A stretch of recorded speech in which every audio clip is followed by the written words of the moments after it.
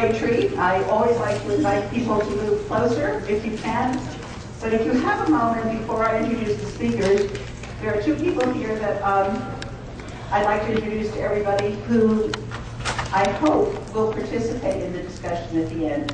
And the first is the Virginia Secretary of Administration, Lisa Hicks Thomas, that's sitting over there, and she's in charge of all personnel for the state among her many functions. And then there's Claudia Farr, head of the Department of Dispute Resolution Services, which in Virginia oversees the grievance procedure for employees and other things, and is very similar to the Merit Systems Board. And with that, we're going to have a discussion today on employee discipline and arbitration and handling workplace disputes. And our first speaker is a professor whom I am very impressed with, not only because I met her, but she holds a chair. And holding a chair at a university is wonderful. She's at the University of Minnesota, and she's the Stewart and Mario Thomas McClendon Professor of Law and Alternative Dispute Resolution. She is also assistant editor, co-editor of the American Bar Association's Journal of Labor and Employment Law, and there are many other attributes that she has. I'm welcoming her, and she'll be our first speaker. And the second speaker is Susan Tsui, Grundmann, who heads and chairs the Merit System Protection Board for the federal government. And with that to do, I'm going to turn it over right now to Professor Cooper and let her begin. Good afternoon. Pleasure that you're all still here. It has become commonplace to say that employees in the public sector are hard to fire and that public sector employers cannot discharge employees who are poor performers. And I've had an opportunity, along with a couple of colleagues, to be able to look at those questions empirically. So that's what we're going to do this afternoon.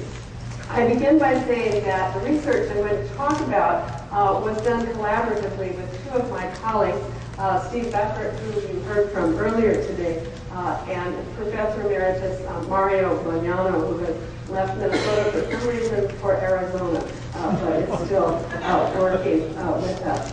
I would also be remiss if I did not mention that part of the funding for our project came from the Research and Education Foundation and the National Academy of Arbitrators. So when you pay arbitrators fees, some of that gets contributed, and so it trickles down to people like us in our research. Well, I think we've heard a lot of criticism in the public press about a purported lack of discipline for public sector employees. Here is one example from 2010 from U.S. News and World Report, a columnist.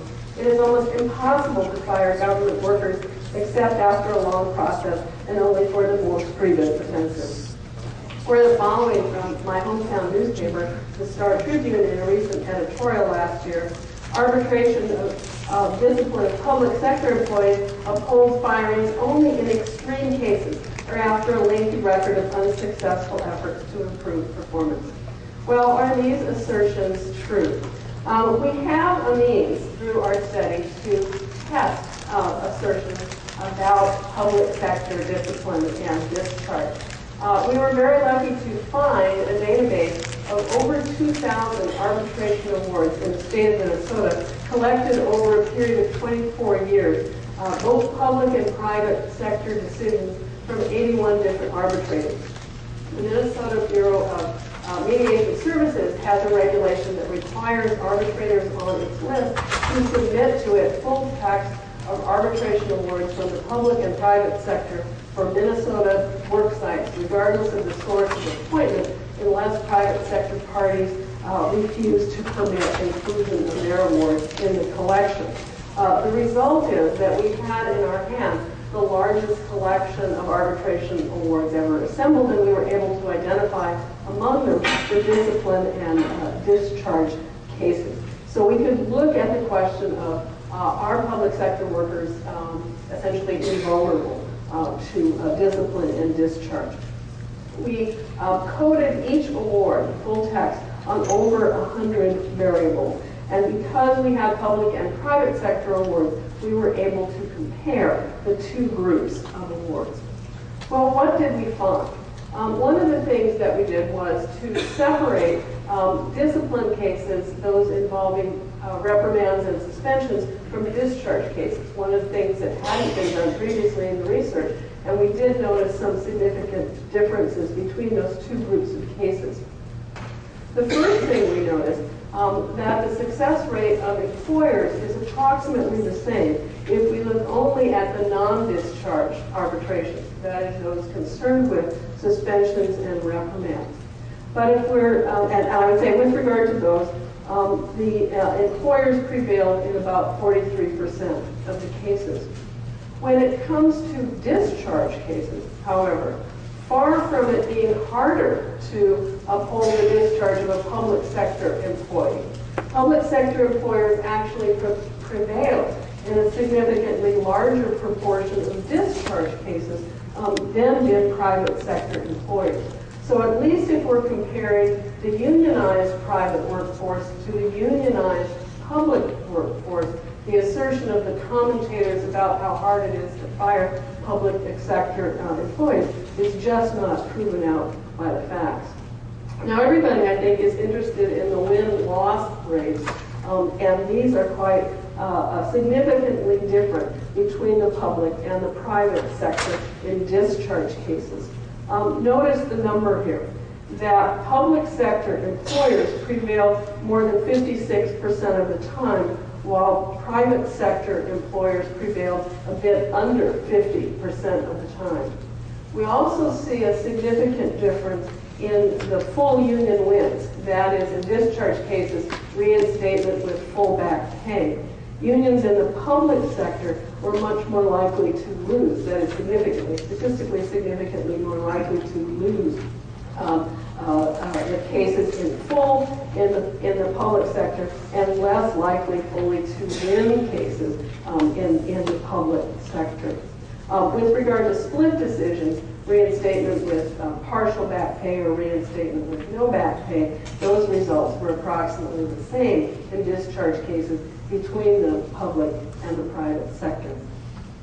Public sector employees were also worse off when it came to the back pay that they lost when they were reinstated. We know that in many cases, the arbitrators reinstated without full back pay. The question is, how much pay did these employees lose? They got back to work, but what did they lose? The employees in the public sector were significantly less likely to get full back pay than employees in the private sector. So if we look at the numbers for reinstatement with full back pay, we see that approximately 22% of private sector employees who were reinstated got all their back pay. That was only true of about 16%, 17% of the employees in the public sector who got their jobs back. To the extent that they were out of work and got less than full back pay, it was also the case that public sector workers lost more pay in weeks or days than did employees in the private sector. And here are the numbers. That is, when arbitrators reinstated without full back pay, employees in the public sector got about 2 months less back pay than did reinstated employees in the private sector. We had similar kinds of numbers when it came to suspensions, when suspensions were reduced to shorter suspensions or reduced to reprimands. Government employees in suspension cases lost 60 days of pay, those in the private sector 51 days of pay. One of the most significant differences that we found between public sector and private sector cases had to do with disciplinary non-discharge cases. And what we found was that public sector unions were vastly more likely to take to arbitration cases involving discipline less than discharge. So suspension cases and reprimand cases overwhelmingly came from public sector unions. Here are the numbers. Over 80% of non-discharge cases came from the public sector. That was over 80% of the suspension cases and 90%, over 90% of the reprimand cases. Indeed, of the over 2,000 cases in the database over a 24-year period, while there were 97 public reprimand cases, there were 10 private sector reprimand cases. A sense of just how rarely it is that a private sector union takes a reprimand case to arbitration. We can only speculate about why that might be the case, and those of you in the audience may be able to add to our speculation with some more thoughtful explanations of why there's such an extreme difference in the rates of arbitration of non-discharge cases. One possibility is that public sector unions often represent rather large bargaining units, statewide units, for example, where they have greater resources in that aggregation and can afford to take cases of lesser discipline. Another possibility is that wage schemes with step increases that preclude an employee with any discipline from getting the next step may lead to making it much more significant to try to get a reprimand off the record, and that might be why we see so much more of that in the public sector. You will find in the materials that are posted on the web an appendix that includes a table of offenses, and we coded 43 different offenses that employees had been disciplined or discharged for, and we indicate in that table in the appendix what offenses were most frequent and what was the outcome in each offense. So you can tell, for example, what the success rate was or the number of split decisions in theft cases or sexual harassment cases or absenteeism cases or whatever.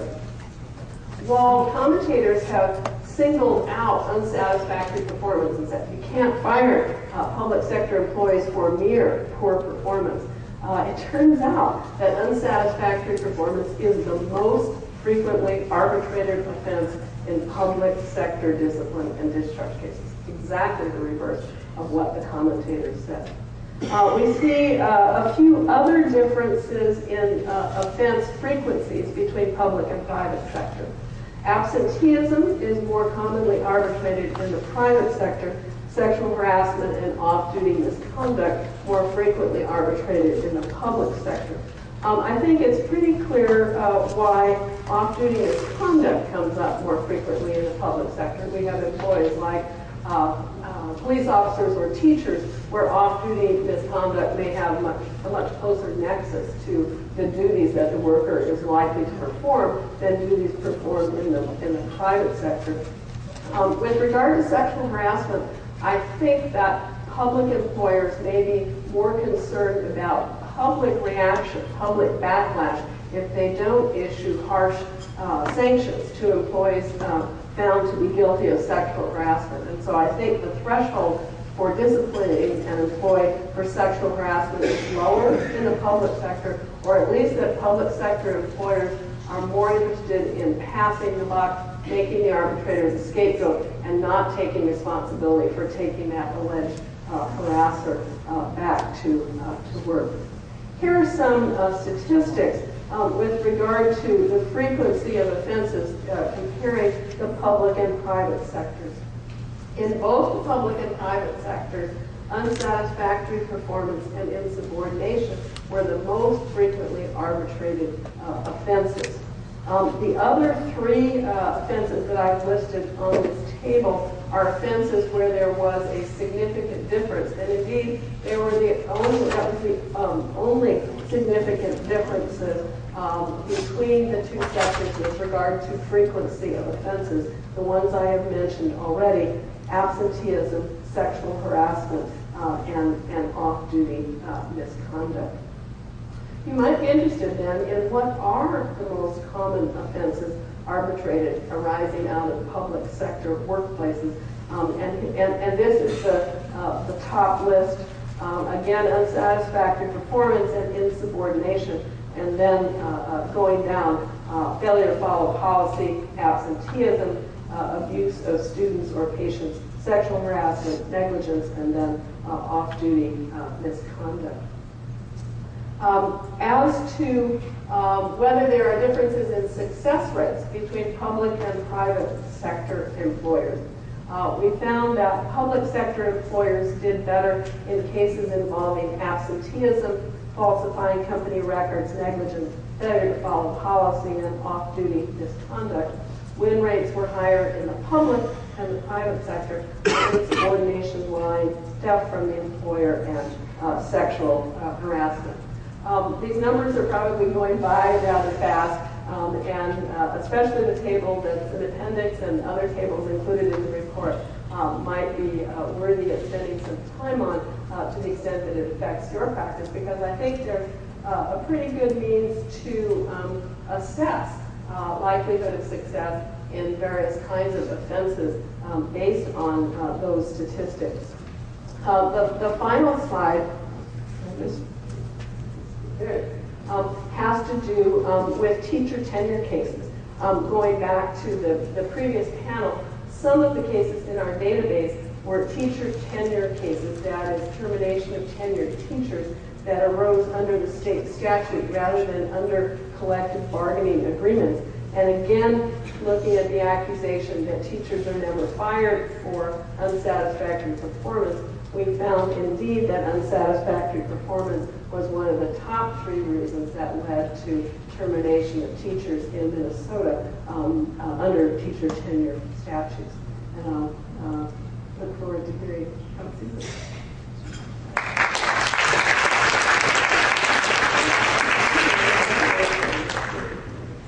Good afternoon, and can you hear me? And thank you for hanging around on Friday afternoon to stick with us and talk about the most sexiest subject on earth, which is discipline. Let me make sure I grab this.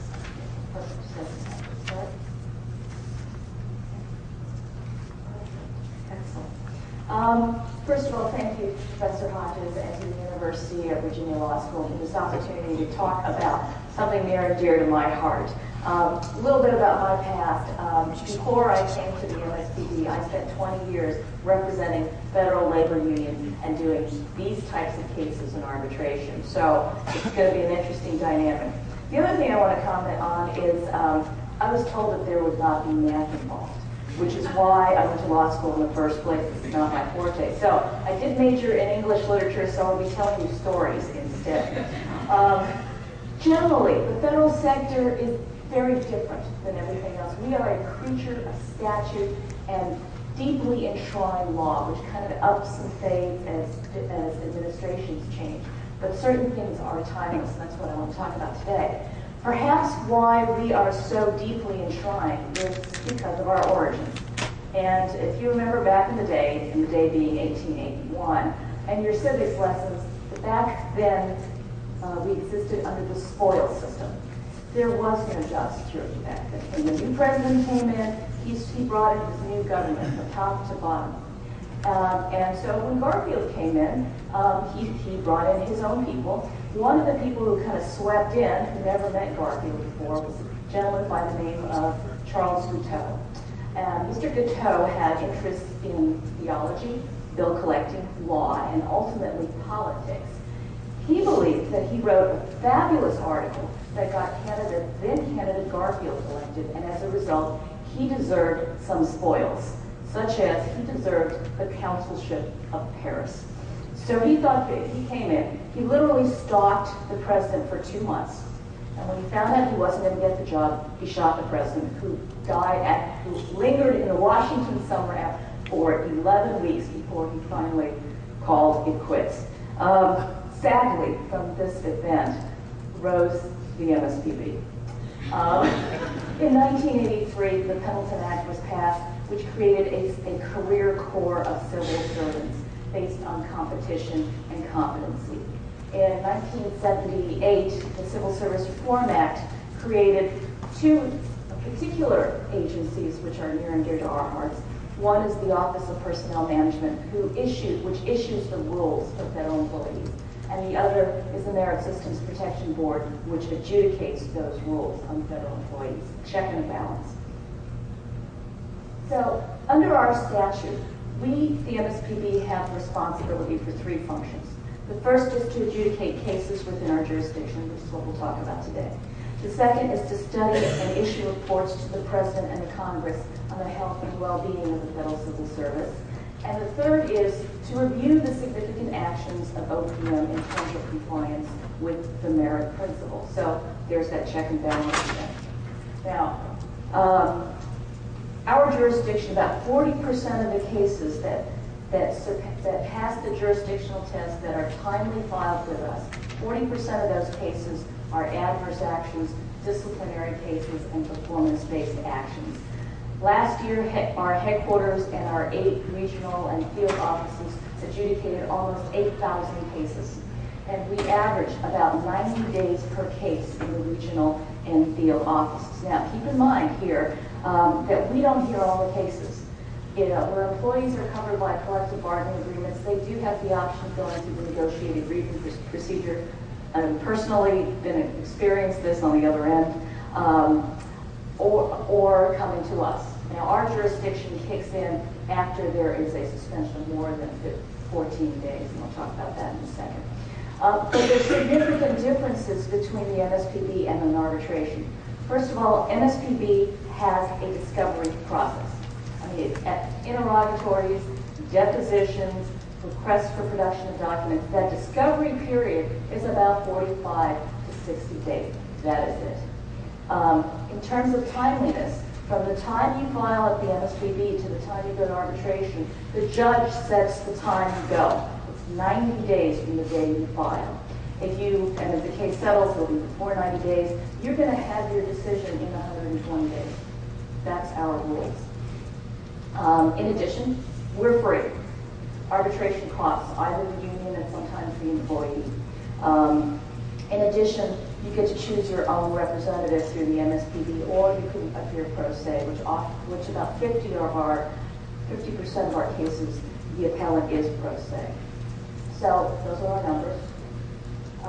Interestingly enough, what Laura mentioned, only about 2% of our cases are performance-based cases. And I'll show you why, because our statute's set up a little bit differently. In our world, the statute itself, or deeply enshrined case law, impacts almost every aspect of the disciplinary process, beginning with what an adverse action is, and this is the definition. Generally, it summarized its loss of pay. That's the truth. The statute also governs how an agency initiates action, largely because the Supreme Court views that the public employment right, continued right to employment, is a property right vested with constitutional due process. So let's just talk about discipline in general. Oh, one more thing. The statute also breaks down even further the difference between conduct-based actions and performance-based actions. And this will probably explain why we don't see many performance-based actions. But let's talk about discipline in general. Generally, the agency has to prove 3 things. They got to prove the charge that the employee did the dirty deed. They have to prove nexus, which gets back into what Laura's talking about, so if it's off-duty conduct. And they have to prove that the penalty was reasonable. Now, I don't think there's any excitement in proving the charge. It's pretty much the same in the private sector, the public sector, state, municipal, and in federal. It's how the agency charges the employee. Is their intent involved that they have to prove? Falsification requires proof of intent. Lack of candor, which is the new federal charge, does not. Failure to follow instructions. So that's the first element. Now, the second element is what we call nexus. It is a statutory definition that talks about the efficiency of the service. And I think the best way to explain it is a story to you in the bottom of the 9th inning as we're heading into the end of this conference. The case is Doe versus DOJ. And Doe is an FBI agent. Off duty, he has consensual sex with 3 females whom he videotapes. These women are known as female 1, female 2, and female 3. They do not know that they're being videotaped. Female 1 and female 2 know each other because they work at the FBI. They work with Mr. Doe. Well, Mr. Doe is out of town. Female 1 is in his house, and she's going through his stuff, and she finds these videotapes named, labeled female 1, female 2, and female 3, except it's got their names on it. So she's pretty darn upset, as you can imagine. She goes back to work, and she tells everybody at work. She discloses the nature and the content of these videos to the Employee Assistance Program, which is a government-sponsored counseling program. She tells her superiors. Rumors spread. It's all over the water cooler and at the coffee shop. And ultimately, an investigation starts, and Mr. Doe is fired for conduct unbecoming an FBI agent. Specifically, he was fired for dishonesty in his personal life, not at work, which the agency alleged impacted how they viewed him and trusted him as an FBI agent. Now, this case actually went to the Federal Circuit, and the Federal Circuit said dishonesty is not a credible standard for delineating when your private life rises to the level of misconduct in your agency world. So they remanded it back to us, and we operated under the second element, which is his misconduct in his personal life adversely affected his coworkers' job performance, particularly the investigation, all the conversations that went on. The investigation went on for months. Many people were interviewed. Female ones spent literally months talking about this to everyone. So that was the disruption. Now, we did not find that that merited a removal. So we mitigated that his discipline to a 45-day suspension. But this is the nexus concept that keeps emerging, at least in federal government. It's the continuous debate on how honorable conduct rises to the level of where the agency loses its ability to trust your performance. And if you talk about honesty as a standard, doesn't every job require you to be honest on some level? What if Mr. Doe, instead of videotaping these women without their consent, was cheating at cards? What kind of standard is that?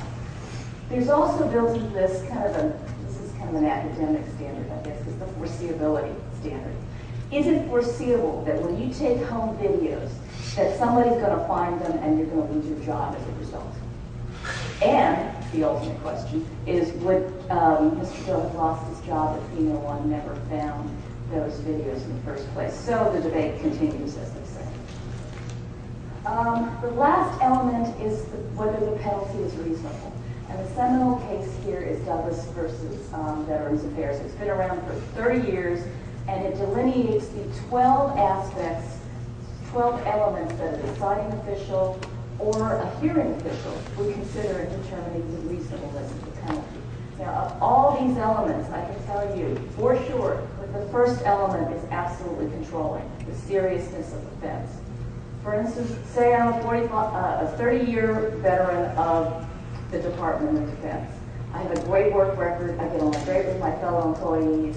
I have awards, and then I threaten to injure my supervisor, and I have the means to do that. Now, in our law, that would outweigh all the wonderful things in my past. Now, employee advocates would flip this around. They would work from the rehabilitation angle. I'm a 40-year employee. I have a great work record. I have a credible background. I contribute well at work. And there are other sanctions short of removal that could save me. So that's how they would frame their case. And there's the all-in-one, the mitigating circumstances. And that element, in particular, focuses on mental and medical criteria of the employee at the time. Case in point is Malloy versus Postal Service, and it is a Federal Circuit case.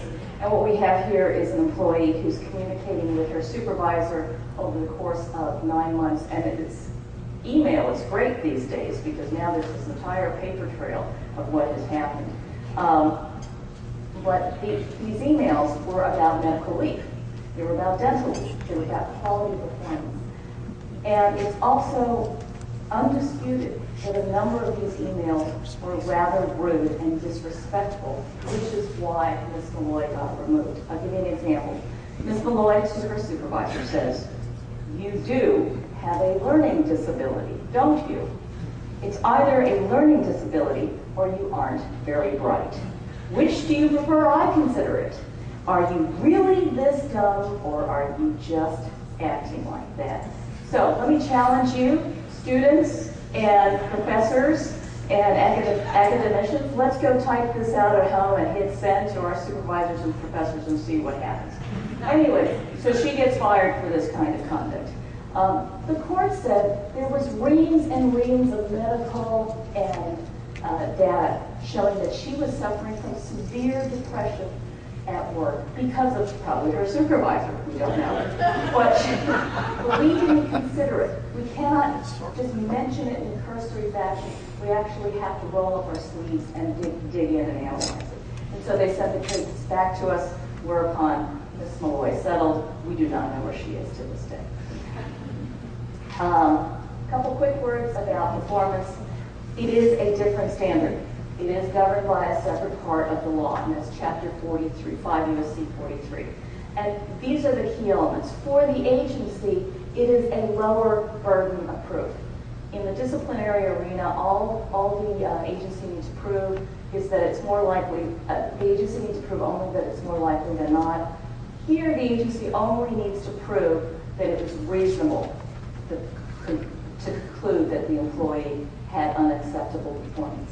Now here's the trick here in this case. In order to use Chapter 43, the agency has to go through what we call a performance improvement period, a PIP, giving the employee the opportunity to improve, and that there are certain benchmarks the employee has to hit within that time frame.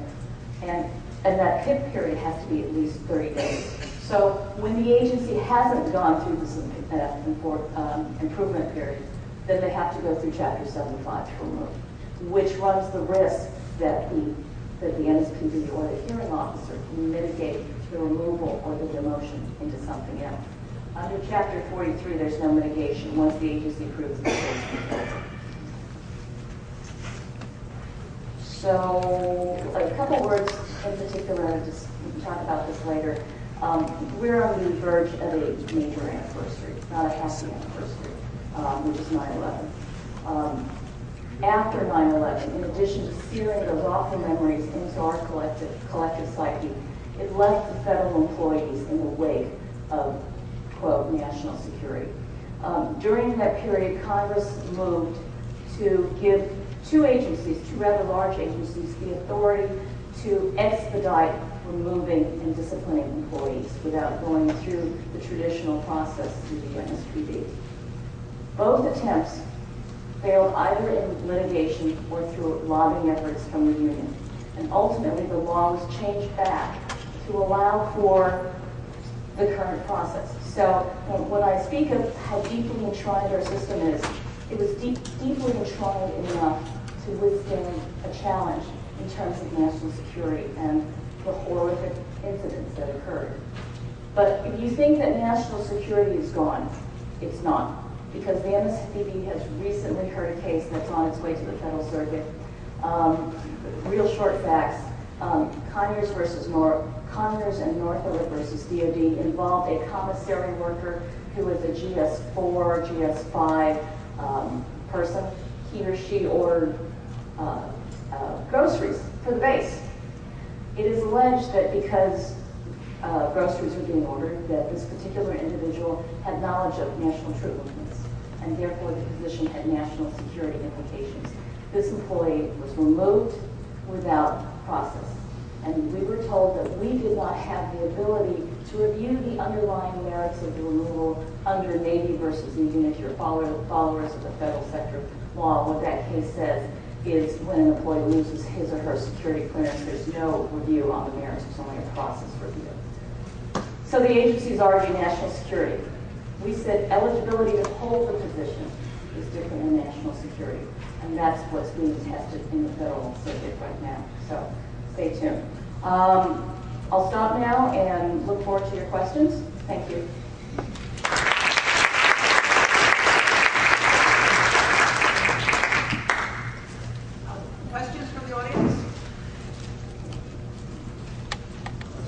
ask each speaker. I'd like to ask each speaker about rights, if any, in either state or federal, of probationary period employees. For example, in Minnesota, are there probationary rules for new employees? I know there are for the federal government. That's at least one. Could each of you respond to that, or It's you're right. 1 year, and they would have the ability to obtain jurisdiction under the MSTP and under the federal rules if they were to allege that the reason why they were removed was for marital reasons or political partisan reasons. That's the only way they could gain an MSTP review. I'm sorry, what was the second? Political reasons. And they're all pre-employment conditions, not post-employment. Okay, I understand that. Thank you. For public sector employees in Minnesota, to the extent that they're covered by collective bargaining agreements, this seems particularly that would specify the extent of the probation.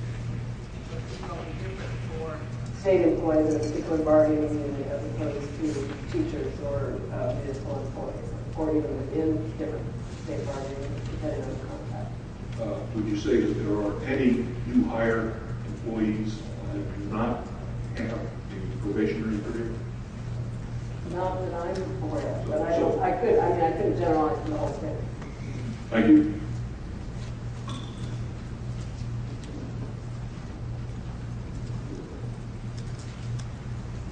I was just going to comment on that one slide that showed the suspensions and the reprimands and why there are so many that go for the public sector. I represent a small union, and I'm working with a number of grievance, and what I'm finding from my recent experience is that you'll get a particular supervisor that decides they don't like someone, so they begin to paper the personnel jacket. And, you know, we try to do progressive discipline. So if you get 2 or 3 things in there, then they can go for the termination. So what I've been telling the people is to grieve everything. The question is why that would be different in the public sector than the private sector, because the private sector employers and unions are also operating with a progressive discipline system where earlier suspensions and reprimands that haven't been grieved are going to be assumed to be valid, yet we don't see arbitration of those in such significant numbers. So to the extent there may be arbitrary supervisors out there, I don't think there's any reason to believe they're more arbitrary than the government than they are outside. And I couldn't speak to that because I've been in the public sector too long. If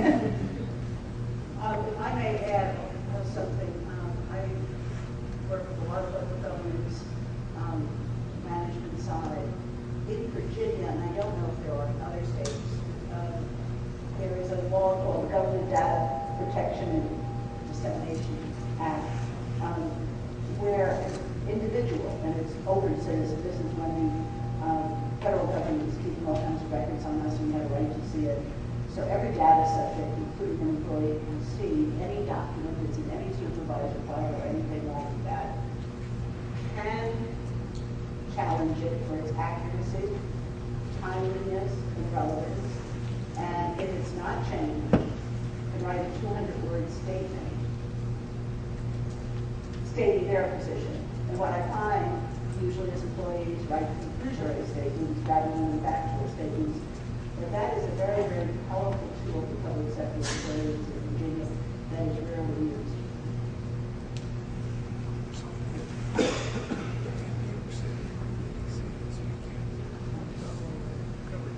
I think one answer to the reprimand issue in the private sector is that the private sector reprimands expire in a relatively short period of time, 6 months or 9 months. And the unions that we represent find that the vast majority of them just disappear by age. So we recommend that they be appealed and not grieved, so that if they ever wind up being the basis for subsequent discipline, a suspension or a discharge, the appeal keeps the issue alive, but the union doesn't have to spend the money or the time worrying about the vast majority of them, which just roll off the calendar and are of no concern to anyone over time. And what kind of bargaining unit are you talking about? Well, the primary one is UPS employees, but we've expanded that to other private sector fields.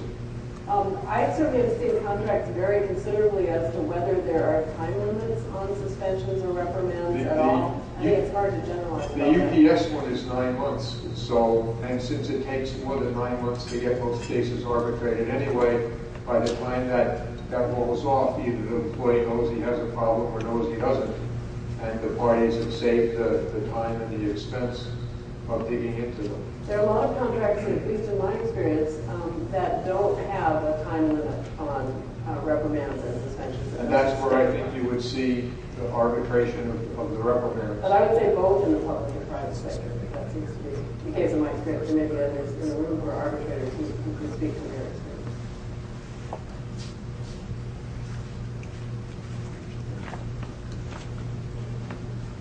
Any other questions? You mentioned earlier that the probationary period for new federal employees is about a year. Is that consistent for all agencies, or? It depends on your profession. For instance, the medical profession will probably have a 2-year probationary period. And if there are certain requirements that can lengthen it even further. But a lot of our cases, a number of our cases, we don't have jurisdiction, or it wouldn't get to arbitration because they're within that first year probation period. Unless they can allege and prove discrimination based on marital status or political status, they're not going to prevail.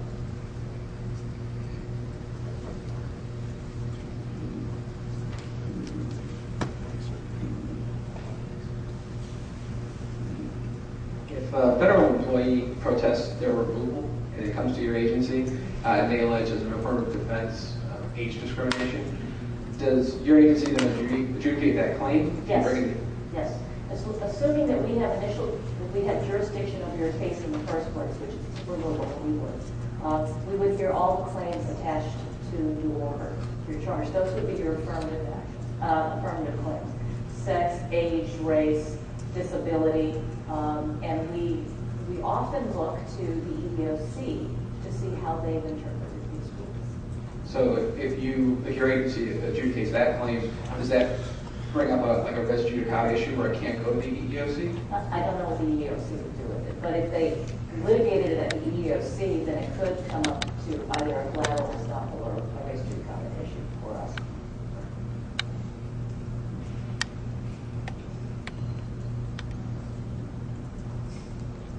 Any other questions?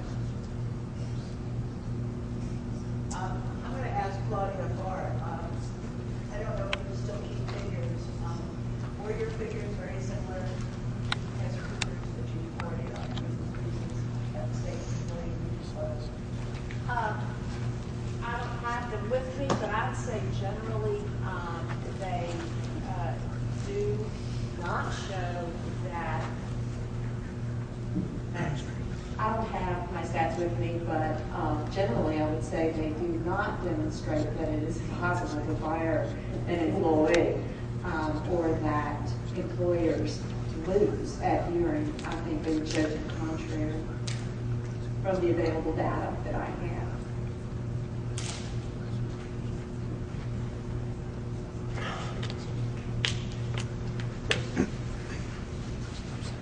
What can be the death? I really don't need a mic. This is a follow-up on what Claudia.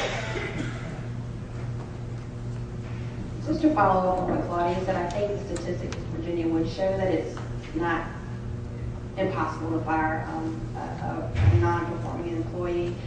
But what I do find and what I have found in the period that I've been employed is that we don't have enough training for managers. I think that's one of the problems. A lot of managers aren't able to or do not have the ability to document files or haven't been doing that. And then when they get to the decision where, we have a non-performing employee and the documentation isn't there, and there's not enough, there hasn't been enough attention paid to helping the employee become a better employee.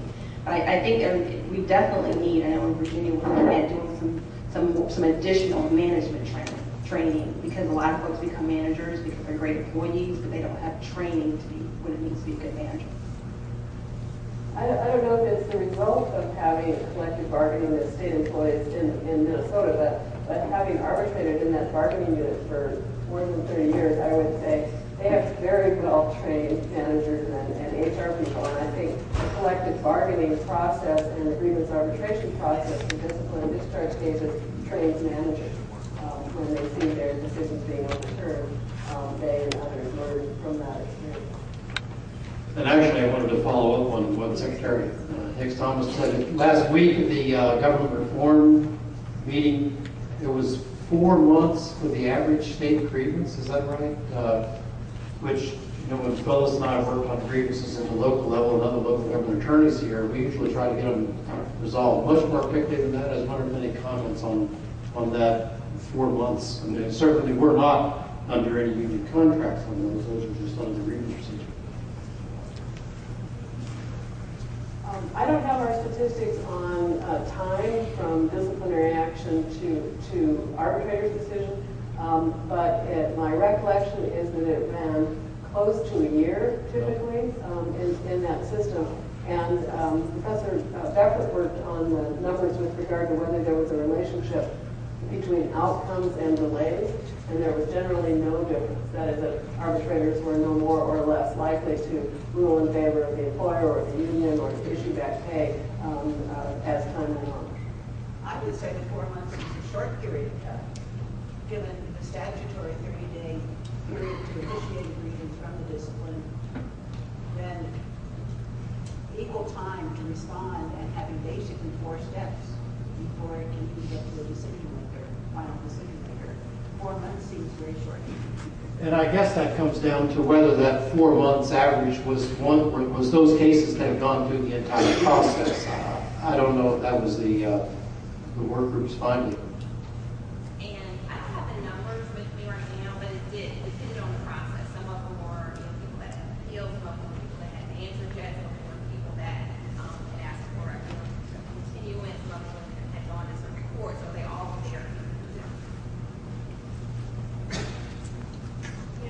I might add as well that the majority of the time, based on the bit of data that we had, it did seem like most of the time was spent in the management resolution steps, where the parties were working very hard to resolve the grievance short of going to a hearing.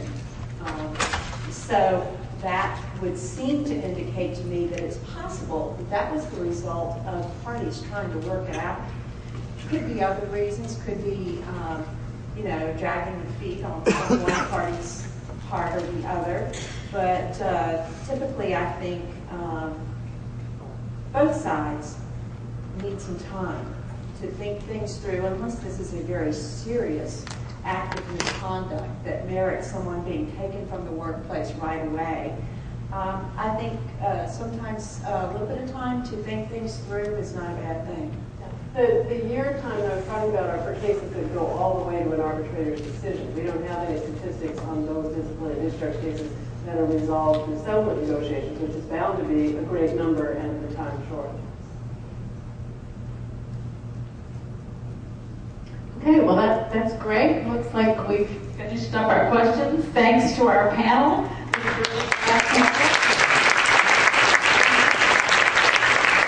And we have a lovely reception outside down the hall that way. We hope you'll all stay for the reception and take an opportunity to talk a little more to our speakers. And thank you all very much for coming. Thank you.